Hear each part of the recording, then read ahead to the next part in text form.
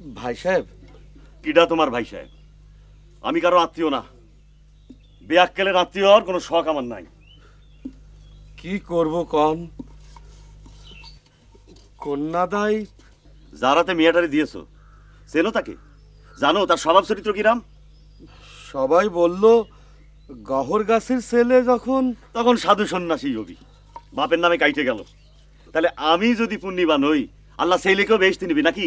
Walton air conditioner exchange অফারে split এসিতে 23,000 টাকা পর্যন্ত নিশ্চিত ছাড়।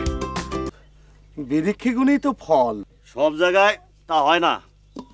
শাস্ত্রে শোনো নাই, কি করলাম কি হলো, ছাতু মাখলাম গু হলো। আমারও হয়েছে তাই।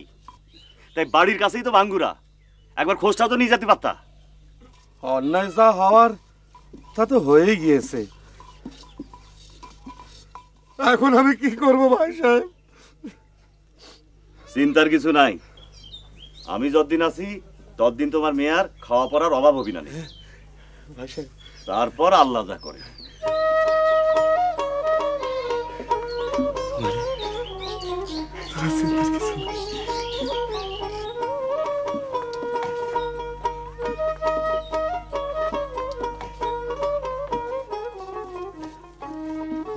ভাই সাহেব, মেয়ে দেখ, আমি দুদিনের জন্য বাড়ি নিয়ে যেতে চাই। মেয়েদের মা খুব কান্নাকাটি করতেছে।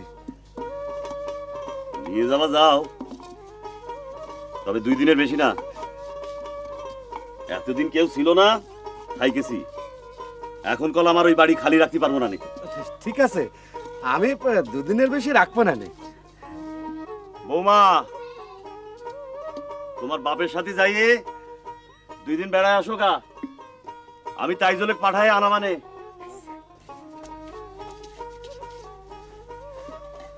এতদিন গহর গাছের নাম লোকের মুখে শুনেছিলাম, আজ নিজের চোখে দেখলাম। বৌমা, তোমার বাপে ঘরে নিয়ে যাও। যাও ঘরে যাও।